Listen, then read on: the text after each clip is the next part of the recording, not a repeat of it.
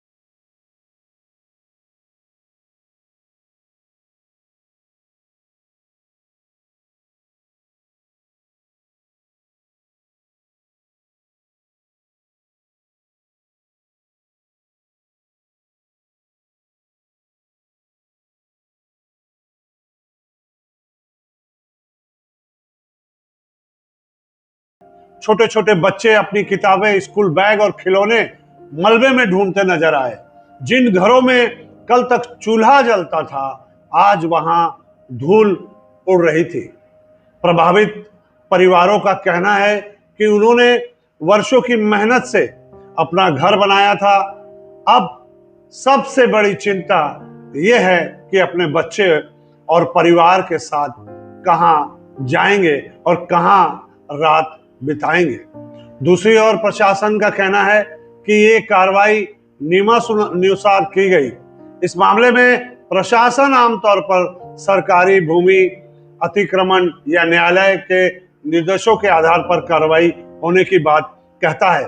यहाँ की जो जनता है, उन्होंने यहाँ के विधायक पर बहुत भरोसा था, विधायक पर भरोसा जताया था, लेकिन वो विधायक अपने घर में हंसी खुशी विधायकों से और मंत्रियों से मिल रहे थे। लेकिन इस घटना ने कई सवाल खड़े कर दिए हैं। क्या कार्रवाई से पहले सभी प्रभावित परिवारों को पर्याप्त समय और सूचना दी गई? क्या जिन लोगों के घर टूटे उनके पुनर्वास की कोई व्यवस्था की गई? क्या छोटे बच्चे, महिलाओं और बुजुर्गों के लिए वैकल्पिक आश्रय उपलब्ध कराया गया?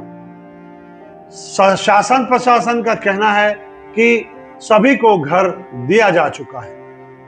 ये ऐसे सवाल हैं जिनका जवाब लोग जानना चाहते हैं। आज नकटी गांव में सिर्फ मलबा ही नहीं पड़ा है, बल्कि हर टूटे हुए घर के साथ एक परिवार का संघर्ष भी दिखाई देता है।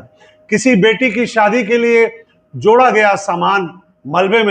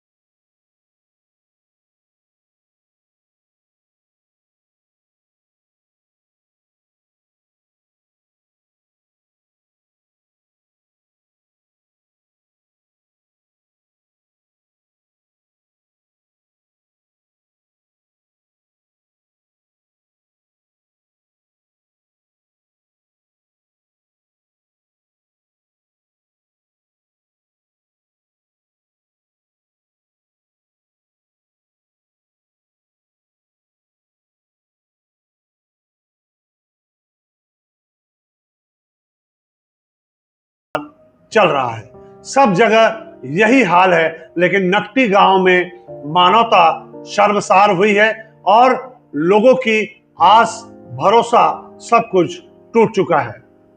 फिलहाल इस मामले में इन लोगों को 70 परिवार को घर मिल चुका है, लेकिन घर इतने छोटे हैं कि इतना बड़ा परिवार कहाँ जाएगा, कैसे इन घरों में समा पाएगा।